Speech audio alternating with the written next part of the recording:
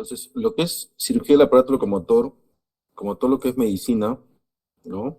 La idea de nosotros es llegar a un diagnóstico. Para eso tenemos que usar algunos artefactos como son la anamnesis, el examen físico y por último los exámenes auxiliares. Eso, como en todo lo que han hecho ustedes hasta ahora en medicina, es lo que se emplea también en traumatología. Sin embargo, acá tenemos que ser un poquito acuciosos en lo que es, por ejemplo, la anamnesis, en el sentido de lo que un paciente nos venga por un accidente de tránsito. Como le ve como todos los muchachos de práctica, un accidente de tránsito puede ser diverso, ¿no? Puede ser situaciones en la cual eh, un pasajero dentro del vehículo, por el impacto frontal, puede salir fuera del vehículo y haber estado sin cinturón, o simplemente pues haber tenido un choque menor en la cual el pasajero no salió fuera del vehículo y estuvo dentro y tal vez funcionó el airbag y no hubo mayor repercusión. Entonces, cuando tenemos una accidente de tránsito, no necesariamente tiene que ser una cosa sumamente intensa o sumamente parecida para poder ver qué problema puede haber pasado, pues, ¿no? Entonces, por ejemplo, en este tipo de imagen, la primera que ven ustedes, ven el peatón, al conductor que tiene un choque justo con lo que es el timón. Y el timón, por el impacto que va y por la fuerza que se da, podría producir un traumatismo torácico o abdominal cerrado, ¿no? O en el caso del copiloto también lo puede producir una fuerza sobre lo que es el fémur y tirar hacia atrás lo que es la cabeza del fémur y producir una luxación, siendo más común la luxación posterior de cadera. Entonces, cuando ustedes reciben un paciente en la emergencia o en la posta o donde estén como personal de salud, tienen que preguntar al bombero que lo trae o a la persona que lo traslada cómo fue el impacto, en qué circunstancias se dieron, cómo encontró al paciente, si estaba o no consciente, digamos que si había agua licor dentro del vehículo, etcétera. Entonces, todas esas cosas es la anamnesis que ustedes lo van a revisar al momento que llegue el paciente. Si el paciente referido que tiene una caída, también va a ser diferente que le relaten a usted que ha sido una caída de altura, o que ha sido una caída a nivel, o que se ha ido pues con una caída menor en la escalera, pero con un apoyo sobre el miembro superior. Entonces, siempre ustedes tengan esos datos, estos conceptos, van a tener una idea de cómo ha sido el trauma. Por ejemplo, si ha caído un paciente parado, lo más probable es que se pueda haber dañado el hueso del talón, el hueso del astrágalo, las vértebras, la tibial, por la fuerza vertical que se impacta sobre los miembros inferiores. O si es un paciente adulto mayor, ¿no? Que ha tenido una caída a nivel, una caída al ras, y que después de la caída no puede deambular, no puede caminar, le cuesta para caminar, ya uno podría pensar simplemente con el análisis que algo puede haber pasado en ese paciente, porque por más que ha sido un impacto de baja velocidad o de baja energía, al ser un paciente mayor y tiene un hueso, digamos, osteoporótico o frágil, va a ser más probable que sea dañado a que sea un paciente joven, ¿cierto? O en esta imagen también vemos que es un paciente que cae por las escaleras apoyándose en lo que es la muñeca. Si le relatan que el paciente dice, doctor, yo venía por las escaleras, bajé y para proteger mi cabeza puse mis dos muñecas, mis dos manos y sobre eso caí, la primera posibilidad pues es una fractura de radio distal, ¿no? O es muñeca. Entonces, simplemente con el relato que le da el paciente, y ustedes pueden estar sospechando de un tipo de lesión. Una vez que hagan la anamnesis en cada paciente, que en el momento de la emergencia van a tener poco tiempo para hacer anamnesis porque tienen que actuar rápido, tenemos que ser muy precisos en las preguntas que le damos a los pacientes. Al examen físico, ¿qué vamos a ver? La inspección, la palpación, lo que se menciona que son las 5M, presencia o no de complicaciones neurovasculares y presencia de adenopatías.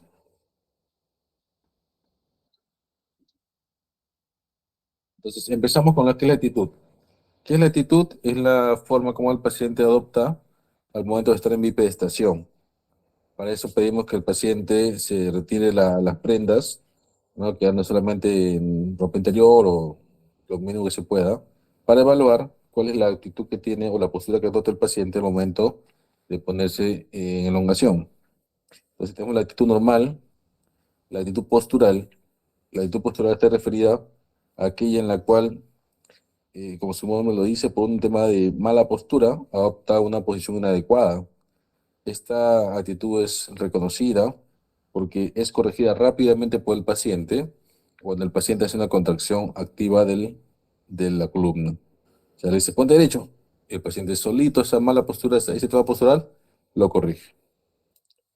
La otra actitud que también reconocemos en los pacientes es la actitud antálgica. Esta está referida a aquellos pacientes que tienen con dolor. Por ejemplo, lo que más vemos nosotros en la práctica es lumbalgias, dolores en la parte baja de la columna. Y ocurre que estos dolores son tan intensos que... un segundito.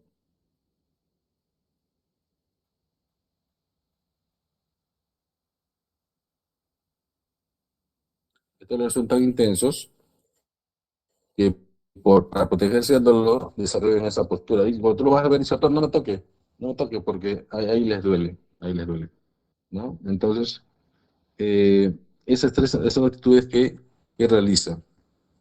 Un segundito, por favor.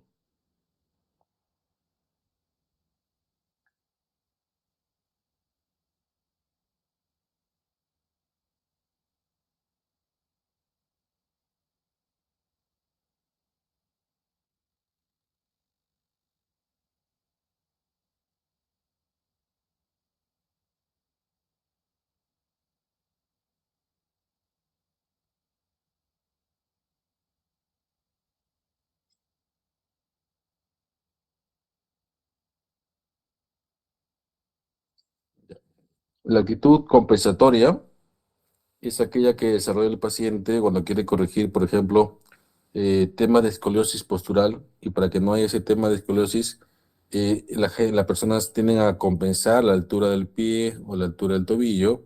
Es una actitud compensatoria. Y la actitud estructural es aquella que ya viene anatómicamente predispuesta. O sea, son pacientes que tienen la escoliosis ya determinada, y eso no es ni un tema postural ni un tema tálgico, sino que así tiene la columna. Entonces, este tipo de actitudes debe ser reconocido por los médicos cuando hagamos el examen físico de nuestros pacientes. Con respecto a los ejes clínicos, también es algo que ustedes van a ver en esta rotación de traumatología, ¿no? En la cual reconocemos las angulaciones que puede realizar el paciente tanto en valgo, en varo, antecurvatum y recurvatum. Si ustedes ven la lámina, cuando eso acá es una tibia con un peroné, la parte distal, ¿no? Está desplazado hacia afuera, al lado de un valgo. Cuando la parte distal está desplazada hacia adentro, al lado de un varo. ¿Sí? Cuando esta parte distal está desplazada hacia adelante, es un anticurvatum, y cuando está hacia atrás, es un recurvatum. Entonces, ¿cómo lo vemos esto en la parte clínica? Básicamente con el genu valgo. No sé si han visto niños que vienen con las rodillas bien pegaditas y los tobillos alejados. Se ve. Entonces, ese es un genu valgo. O lo otro es lo inverso, en la cual las piernas tienen hacia adentro. Los clásicos chuecos que le dicen, que son el genu varo. Esto es mucho más notorio en pacientes con artrosis. En artrosis severa de rodillas se ve el genu varo.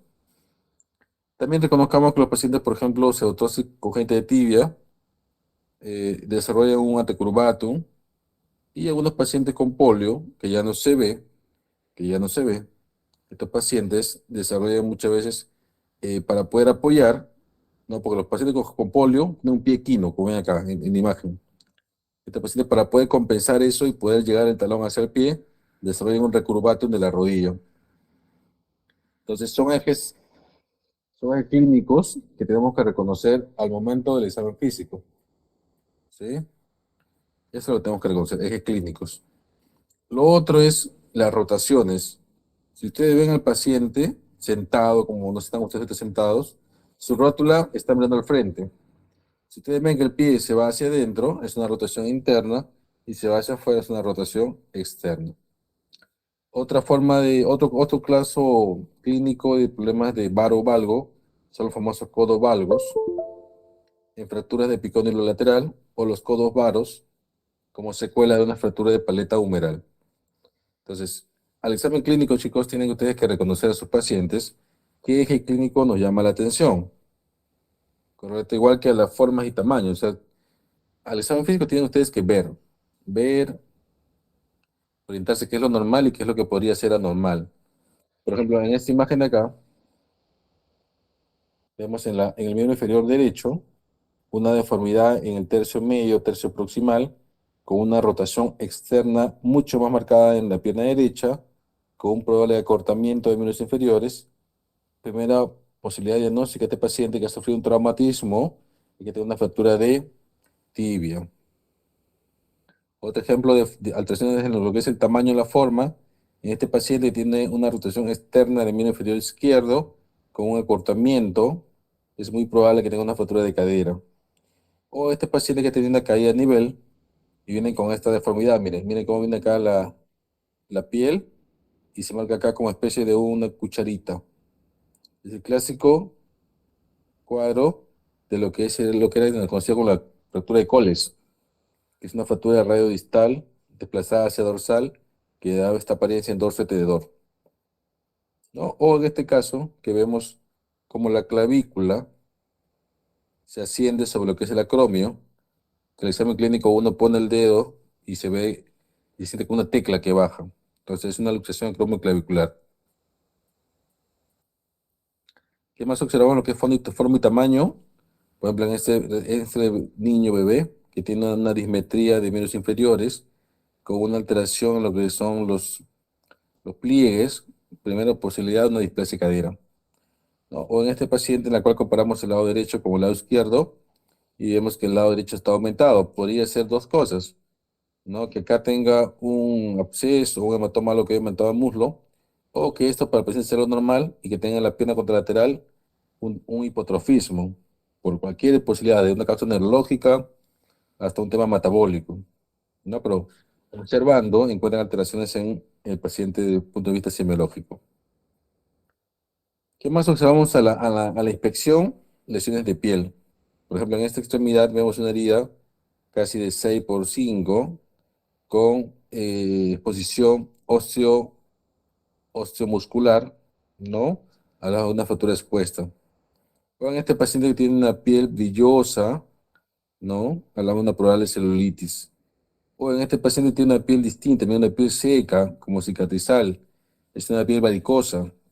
Entonces son cosas que a la inspección tenemos que evaluar. O en este paciente que tiene un orificio de entrada por una herida de arma de fuego. Entonces, a la inspección eso vamos a observar. ¿Qué más vemos? Los pacientes si son hipotónicos, como en este caso este niñito, ¿no? Casos de contracturas musculares, el tema del trofismo que ya lo mencionamos, son características que van a ser evaluadas al examen físico al momento de la inspección. ¿Qué hacemos a la palpación? Primero, es importante detectar si hay un cambio de temperatura en ambas extremidades. Por ejemplo, en este caso, vemos que en un lado está mucho más rojo, probablemente la palpación esté mucho más caliente, entonces vamos hablar de una probable celulitis en el hemisferio derecho. O en este caso, que están viendo ustedes un aumento de volumen, ¿no? Si está un poquito calentito y está aumentado de volumen, y por ahí circulación colateral, te podría hacer pensar en una tumoración también. ¿Correcto? ¿Qué más hacemos a la palpación? Presencia de edemas, como en este caso que hacer bilateral, probablemente es un tema metabólico, o en este caso que es un edema más marcado en una sola extremidad que tal vez sea traumático, o la presencia de los quistes en la parte posterior con los clásicos quistes de Baker. ¿Correcto? ¿Qué más palpamos? El examen físico, puntos claves, por ejemplo, los epicóndilos para ver problema de epicondilitis, el surco del bíceps para ver tendinitis bicipital, el tema de la clavícula para la luxación clavicular. Hay puntos claves que siempre podemos palpar al examen físico. Y también desarrollar anatomía, según la anatomía regional, algunos exámenes básicos. Por ejemplo, si usted palpa la parte de acá, está tocando la banda iliotibial, ¿cierto? Si usted palpa en esta parte de acá, están tocando la parte de los ligamentos colaterales. Entonces, de acuerdo a la estructura que ustedes quieren evaluar, van a tener que ir palpando las estructuras circunjitas, ¿no? ¿Qué más vemos en el examen físico? Evaluamos lo que es la movilidad pasiva y activa. La activa, pues, es la que hace, como si uno lo dice, el paciente por su cuenta, y la pasiva es la que le hace el examinador. Para esto, como ustedes ven, traumatología busca mucho lo que es la objetividad, midiendo las angulaciones de los movimientos, ¿sí? También puede alterarse la movilidad activa por una causa neurológica como el PCI, DCB, polio. También puede alterar la movilidad activa, lesiones de tipo muscular, o este paciente tiene una atrofia de Duchenne que puede desarrollar un tema secular en lo que es el miembro superior derecho, o este paciente que tiene una lesión del tendón extensor de la falange distal, que al no tener el tendón extensor no va a poder hacer la extensión del dedo. Entonces la movilidad activa está alterada por lo que debería ser una lesión tendinosa.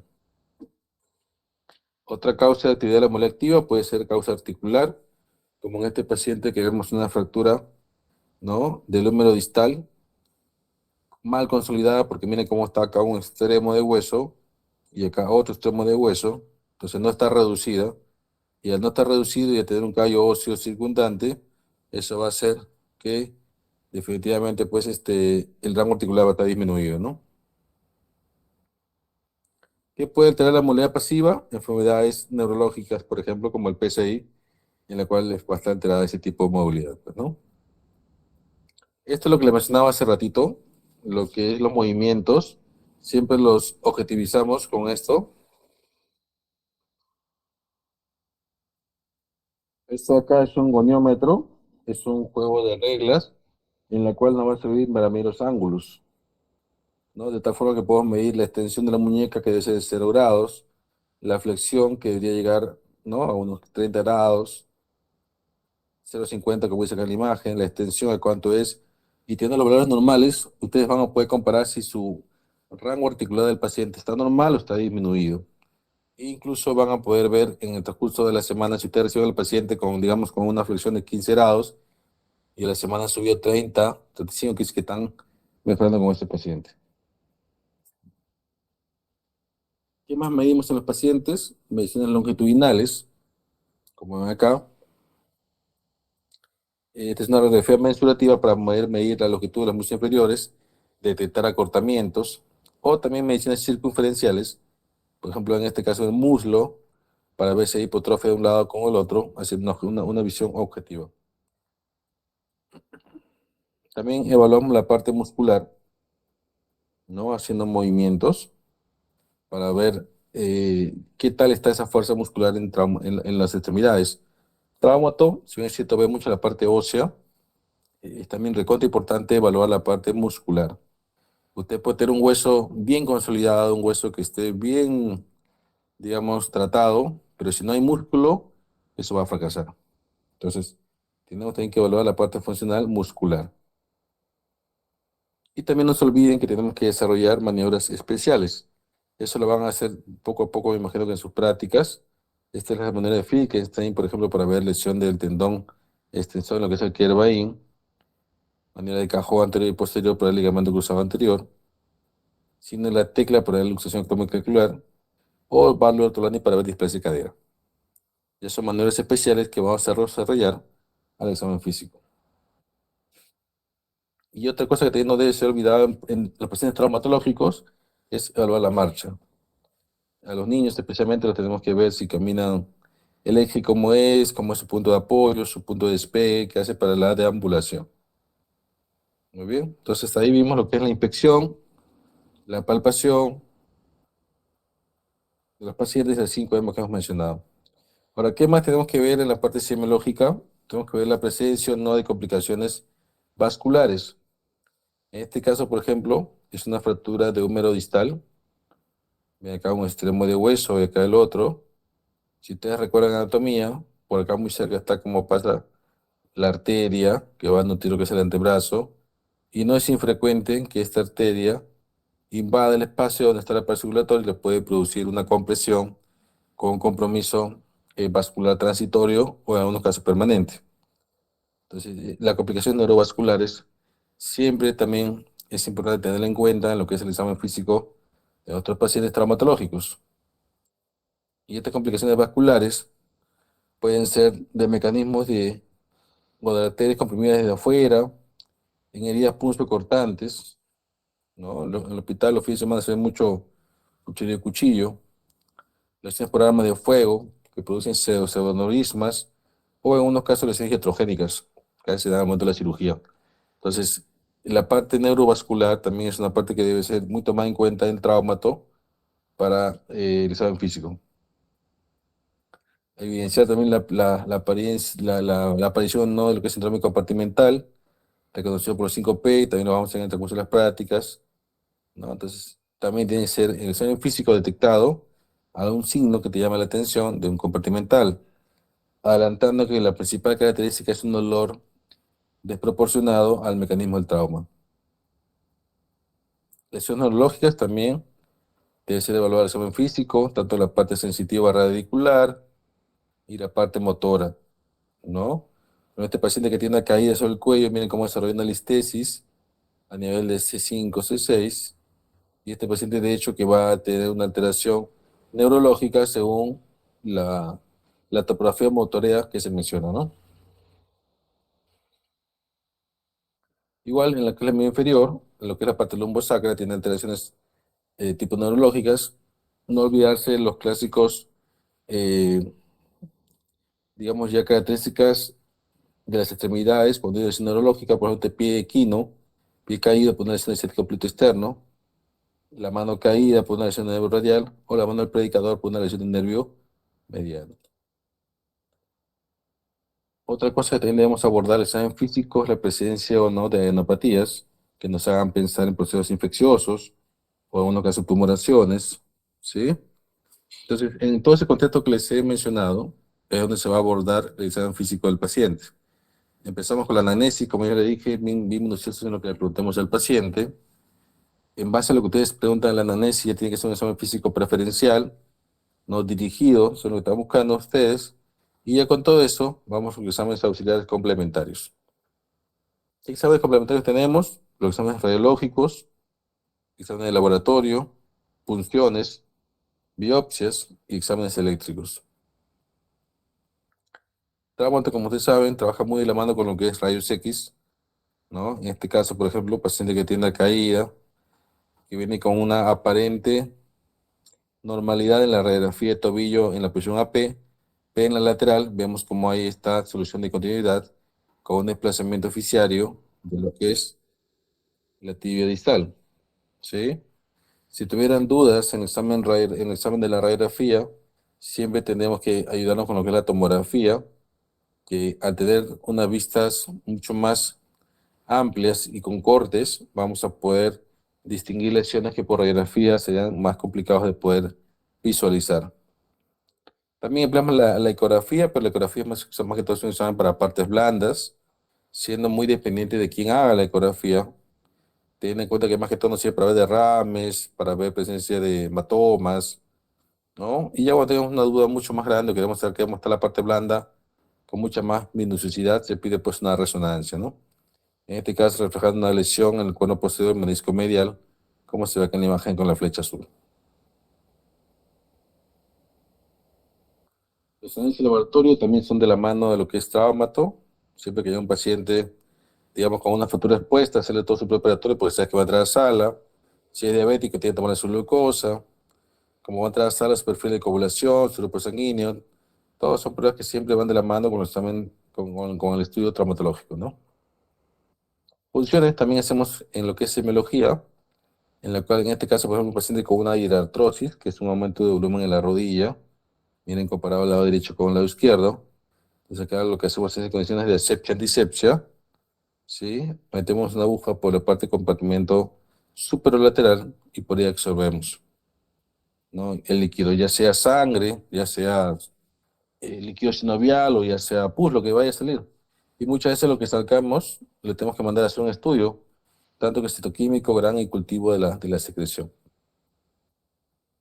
Otro estudio que también nos ayudamos en traumas son biopsias. En este caso, por ejemplo, miren, este paciente tiene una tumoración en la parte diaficiaria con el tercio proximal de lo que es el húmero derecho. Una imagen bastante homogénea, empieza por un quiste. O en este paciente tiene una lesión a nivel de lo que es la parte distal del quinto metatarsiano. Esta sí es una lesión que parece una osteomelitis porque tiene una mayor destrucción de lo que es el cartílago. Entonces, entonces,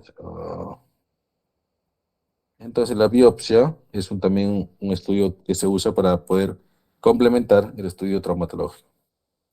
Y por último, lo que tenemos es la electromiografía, que son exámenes para ver la parte neurológica, ya sea en este caso el neuromedial, el neurocubital, para ver atrapamientos, síndrome del túnel carpiano, síndrome del túnel terciano en el pie, ¿cierto? Y con todo eso tenemos que llegar a un diagnóstico traumatológico. ¿Qué tenemos como traumatología? Pues como el área que estudia las consecuencias de los accidentes, entendiendo el accidente como un hecho eventual, involuntario, imprevisto, que no es natural en la evolución del ser humano, ¿no? Y también, como les mencioné a sus compañeros, también vemos la parte ortopédica, los traumatos, que es pues el arte de prevenir y corregir deformidades en los niños, en el cuerpo en este caso, ¿no? Caso de escoliosis severa, miren luego una cirugía, cómo se mejora lo que es el eje de la columna. Entonces, eso es lo que hace traumato. Muy bien, ¿alguna pregunta, chicos, chicas?